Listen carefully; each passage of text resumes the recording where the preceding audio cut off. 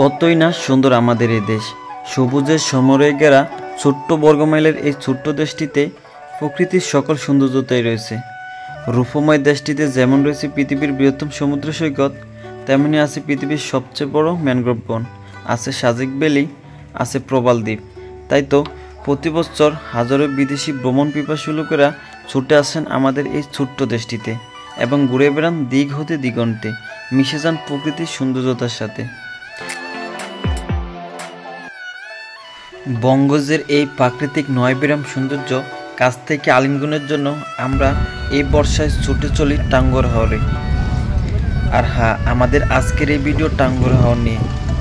কেন আমি বেছে নিলাম টাঙ্গুয়ার হাওর, কীভাবে গেলাম এবং একটি প্রিমিয়াম কোয়ালিটির বোটে থাকার জন্য আমাকে কত টাকা পে করতে হয়েছিল, কি কি জায়গায় আমরা ঘুরলাম, সকল কিছু নিয়েই থাকছে আমার আজকের এই ভিডিওতে। তাহলে চলুন দেরি না করে আমি আপনাদেরকে নিয়ে যাই আমার দেখা টাঙ্গুয়ার হাওরে। টাঙ্গুয়ার হাওর বাংলাদেশের সর্বপূর্বে সিলেটের সুনামগঞ্জ জেলায় অবস্থিত। আর আমাদের পথযাত্রা শুরু হয় লক্ষ্মীপুরের হায়দ্রাবাদ থেকে। তার মানে আমাদেরকে দীর্ঘ একটা পথ অতিক্রম করতে হবে। আর এই দীর্ঘ পথ বাহনের জন্য আমরা সাগরিকা পরিবহনকে বেছে নিই, যেটা আমাদেরকে লক্ষ্মীপুর থেকে সিলেট পর্যন্ত পৌঁছে দেবে। জনপ্রতি আমাদের কাছ থেকে ভাড়া নেওয়া হয় 900 টাকা করে। আপনি চাইলে এসি নন এসি যে কোনো একটাকে বেছে নিতে পারেন, ভাড়া একই নেবে। আর বাংলাদেশের যে কোনো জেলা থেকে আপনি সিলেটের বাস পাবেন। আপনি চাইলে অনলাইনেও টিকিট কেটে রাখতে পারেন। ফি আমানিল্লাহ বলে আমরা আমাদের বাসযাত্রা শুরু করি। 7:40-এ ছেড়ে যাওয়া বাস যখন যাত্রা বিরতিতে থামানো হলো, তখন রাত 12টা বেজে 15 মিনিট। মধ্যবর্তী বাসযানের এই সময়টাও ছিল বেশ মজার, কারো প্রবল হাসির জোক, গল্প এবং বোরিং জোক শুনতে শুনতে কেটে যায় দীর্ঘ এই সময়।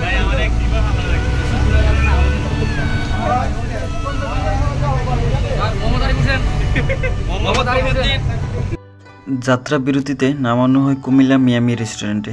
ফ্রেশ হয়ে আমরা রাতের খাবার সেরে নেই। আর এইখানে হালকা থেকে বাড়ির সকল ধরনেরই খাবার পাবেন, তবে আপনার উচিত হবে খাবারের মূল্য জেনে খাওয়া, কেননা স্বাভাবিকভাবে এই ধরনের রেস্টুরেন্টে তুলনামূলক দাম একটু বেশি রাখেন।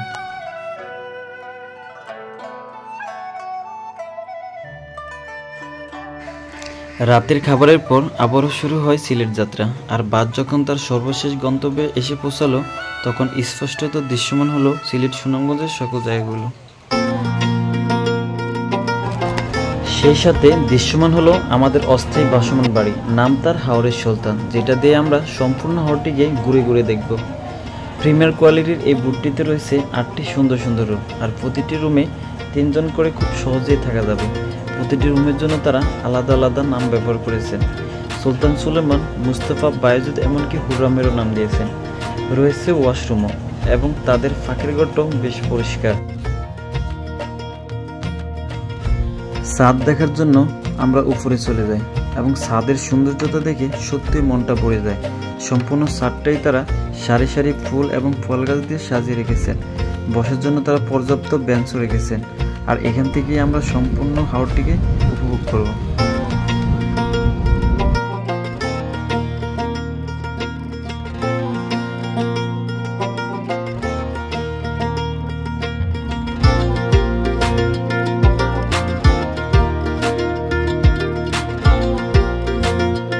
প্রথমে তারা আমাদেরকে জুস দিয়ে আপ্যায়ন করেন।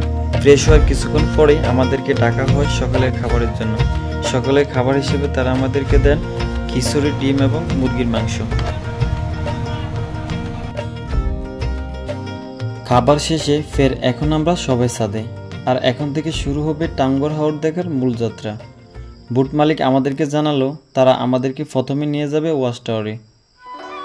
দীর্ঘ এই সময়টাতে উপরে মেঘাচ্ছন্ন আকাশে ভেসে বেড়ানো খণ্ড খণ্ড মেঘ, চারিদিকে বিস্তৃত জলরাশির কলকলধ্বনি। হাওরের পুরোটা জুড়ে সারিবদ্ধ সুন্দর সুন্দর গাছ এবং স্থানীয় লোকদের চোখ দাঁড়ানো কুঠির বাড়ি, যা আপনার চোখকে 1 মিনিটের জন্য পলক ফেলতে দেবে না।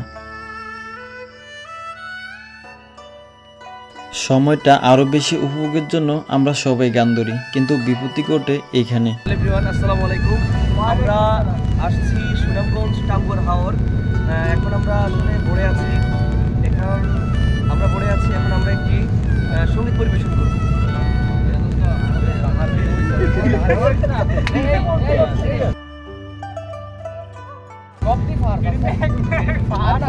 হাওরকে ঘিরে রাখা পাহাড় যখন দৃশ্যমান হয় তখন আমাদের রিঅ্যাকশনটা খুবই হাস্যকর ছিল। পরক্ষণে আমরা সবাই আবার গাইতে শুরু করি।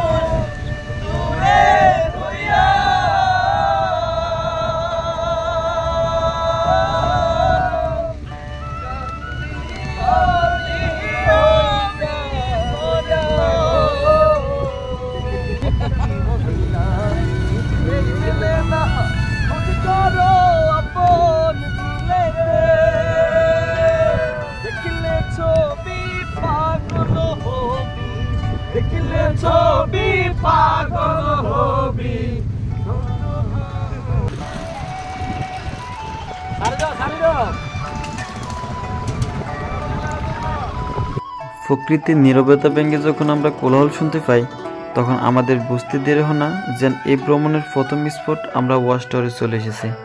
আমাদের বুটটি যখন বেরোনো হয় সাথে সাথে বুটটিকে ঘিরে অনেকগুলো ছোট ছোট ডিঙ্গি নৌকা ভিড় জমায়। তারা গানের তালে তালে লোকদেরকে ডাকতে থাকে যেন তাদের নৌকাটি ভাড়া নেওয়া হয়।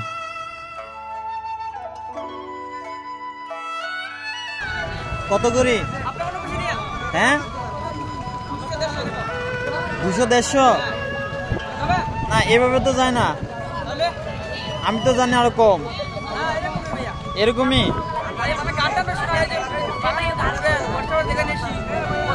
গান পারো, গান পারো।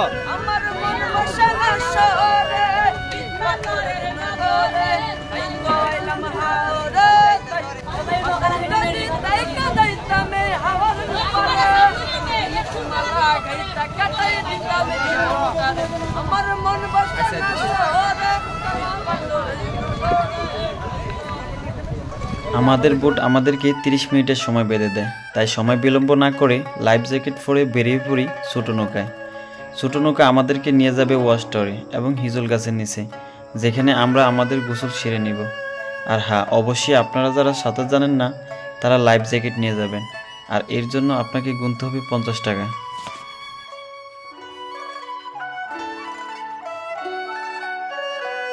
হ্যাঁ, 1 2 3। হ্যাঁ, তুই দে।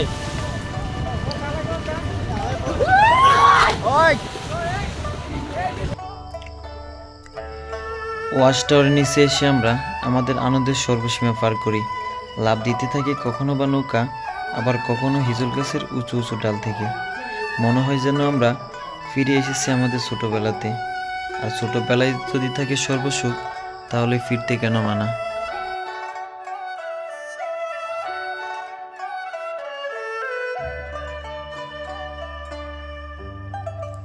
কাছের ন্যায় স্বচ্ছ পানি, চারিদিকে হিজল গাছের সৌন্দর্য, মানুষেরা ডিঙ্গি নৌকা নিয়ে বয়ে চলছে আপন মনে, আবার কিছু ছোট ছোট নৌকা চিপস চানাচুর নিয়ে এদিক সেদিক বেশি বেড়াচ্ছে।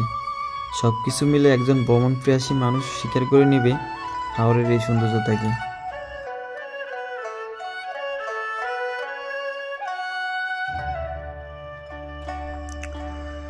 নির্ধারিত সময় শেষে আমরা আমাদের বুটে ফিরি, আর এসে থেকে তারা আমাদের জন্য দুপুরের খাবার প্রস্তুত করে রেখেছেন। আর দুপুরের খাবারটা বোটের সকলকে নিয়ে খোলা আকাশের নিচে একসাথে দেওয়া হয়। খাবারের তালিকায় তাদের পরিবেশনা ছিল ভাতের সাথে রুই মাছ, মুরগির মাংস, বিভিন্ন সবজি, ভর্তা সহ হাওরের তাজা কই মাছ।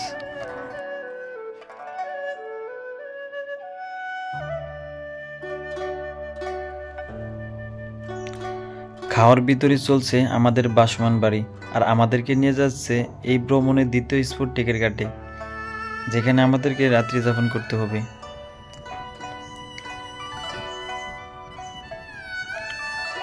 বোট যখন টেকেরঘাটে বেরোনো হলো তখন দিনের প্রায় আমরা শেষ অংশে চলে এসেছি। আর এখান থেকে আমরা আরও দুটি নান্দনিক স্থান ঘুরে আসবো, লাকমাছড়া এবং নীলাদ্রি লেক। বোট থেকে নেমে কিছুটা সামনে আগালেই আপনি লাকমাছড়া যাওয়ার বাইক অথবা অটো পেয়ে যাবেন।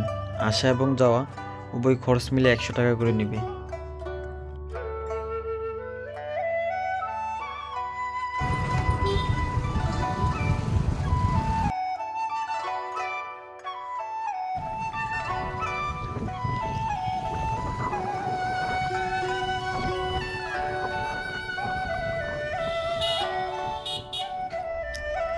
লাকমাছড়া এসে পৌঁছালে ভারতের মেঘালয়ের পাহাড়গুলোর সৌন্দর্য একেবারে কাছ থেকে দেখতে পাই। অতএব বলা যায় আমরা এখন ভারতের সীমানার একেবারে কাছাকাছি চলে এসেছি। এখানে 3 দিক থেকে আমাদেরকে ঘিরে রেখেছে মেঘালয়ের সবুজ ঘন পাহাড়গুলো, আর পাহাড়ের গিরিপথ দিয়ে অনবরত বেয়ে আসছে লাকমাছড়া ঝর্ণার পানি। ছোট বড় অনেক পাথরও রয়েছে, যা এই স্থানটাকে আরও বেশি আকর্ষণীয় করে তুলছে।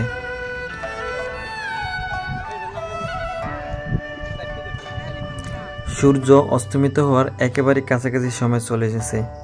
সন্ধ্যা নামার আগে আমাদেরকে আরও একটি স্পট ঘুরে দেখতে হবে, তাই সংক্ষিপ্ত সময়ে লাকমাছড়াকে বিদায় জানিয়ে আমরা চলি আমাদের পরবর্তী স্পট নীলাদ্রি লেকে। আমাদের বোট থেকে নীলাদ্রি লেকে যেতে সময় লাগে সর্বোচ্চ 5 থেকে 6 মিনিট, তাই আমরা সবাই হেঁটে রওনা দিই। সিলেট সুনামগঞ্জের অন্যতম এক নান্দনিক জায়গা হচ্ছে নীলাদ্রি লেক। নীলাদ্রি মানে হচ্ছে নীল পর্বত, আর এই লেকের পানি অনেকটা নীল। আল্লাহ তাআলার শৈল্পিক কারুকার্যে সাজানো এই নীলাদ্রি লেক যেন বাংলাদেশের বুকে একখণ্ড কাশ্মীর। লেকের চমৎকার নীল পানি, সবুজ গাছে মোড়ানো ছোট বড় টিলা, আর পাহাড়ের সমন্বয়ে গড়ে ওঠা এই প্রাকৃতিক সৌন্দর্য একজন ভ্রমণ পিয়াসী মানুষকে ভ্রমণের তৃপ্ততা দান করবে।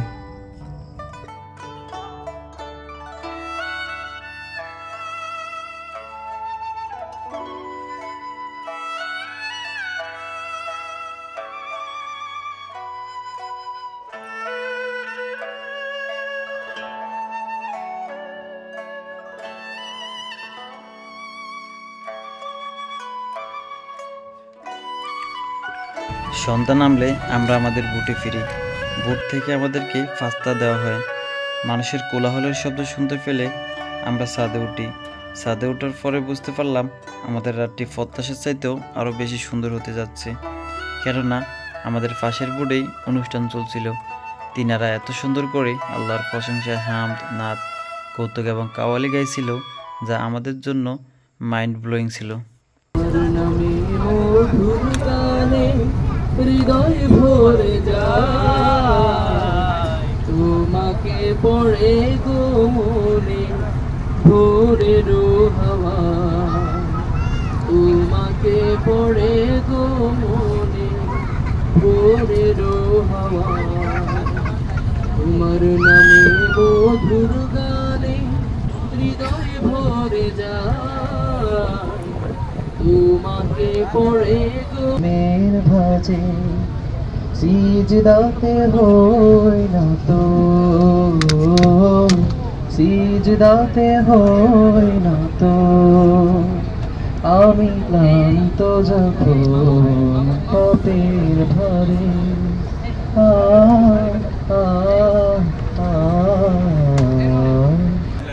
এরপরে খোঁজে আমরা বাংলাদেশটা উলিয়া উলিয়া দেশ, উলিয়া উলিয়া কই থেকে আইছে? উলিয়া উলিয়া তো আমরা সিলেট হইছে, শাহজালাল শাহপুরনের পুণ্যভূমি। সিলেট নামে বদনাম তো আমরা শুনতাম চাই না। জানতে পারি তারা কুমিল্লা মেডিকেল কলেজ থেকে এসেছে। পরক্ষণে আমরাও তাদের সাথে যোগদান করি। যেহেতু আমাদের সাথে একজন শিল্পী ছিল, আমাদের পক্ষ থেকেও তাদেরকে একটি সঙ্গীত শোনাই। অনুরোধ করলো আর কি, এই আমার বন্ধুদের মধ্যে ফেলে আসা।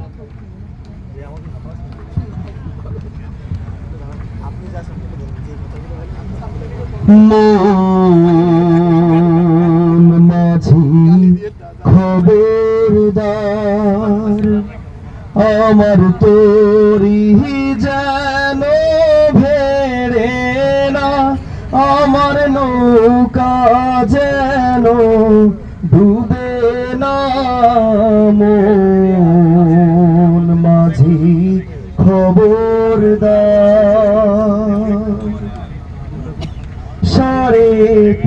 হাত নৌকার খাঁচা মন মাঝি রে ঘন ঘন জোড়া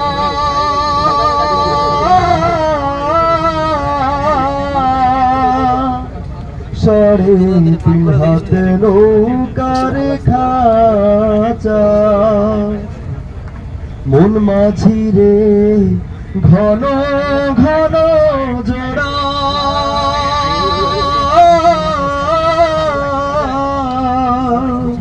সেই নৌকা খান বাড়িতে আমার তো মন মাঝি রে হার হইল গুড়ারে। অনুষ্ঠান শেষে বোটে ফিরলে আমাদেরকে রাতের খাবার দেওয়া হয়।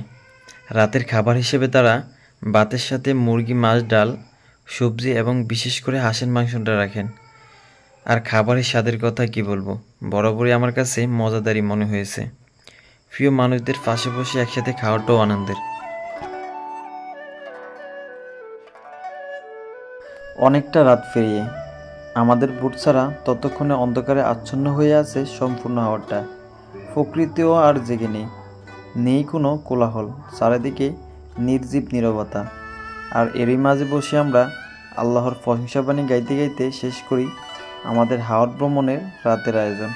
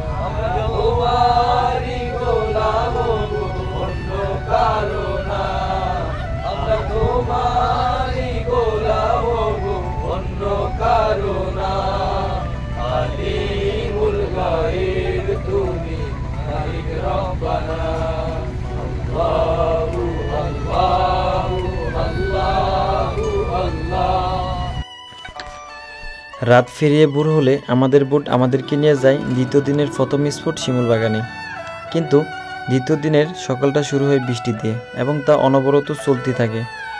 তাই বৃষ্টিকে উপেক্ষা করে শিমুল বাগানের সৌন্দর্যতা দেখার জন্য আমরা সবাই চলে যাই শিমুল বাগানে। প্রায় 100 বিঘার বিস্তৃত জায়গা জুড়ে কেবলই শিমুল গাছ। সারি সারি এই বিপুল সংখ্যক শিমুল গাছ কেবল সৌন্দর্যতাই নয়, পর্যটকদেরকে দেয় নির্মল বাতাসও। তবে এর সবচেয়ে বেশি সৌন্দর্যতা প্রকাশ পায় যখন বসন্তের দিনে প্রতিটি গাছে ফুলে ফুলে ভরে ওঠে।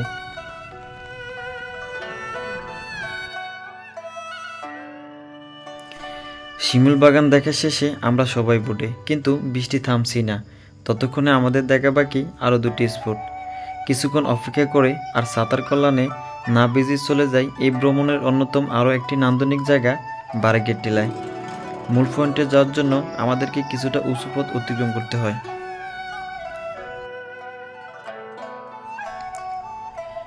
আর আমরা যখন মূল পয়েন্টে এসে পৌঁছালাম তখন আমাদের সামনে কেবলই মন ভোলানো দৃশ্য। মেঘালয়ের পাহাড়ের মেঘগুলো যেন আমাদের একেবারে নিকটবর্তী, যাকে হাত বাড়ালেই ছোঁয়া যাবে। কিন্তু যত তাকে ছুঁতে যাই দূরে যায় সে সেই মেঘবড়ি চঞ্চল পাহাড়ের দেশে। আমরা ছুঁতে না পারলেও পাহাড়গুলো যেন মেঘকে ধরে আছে।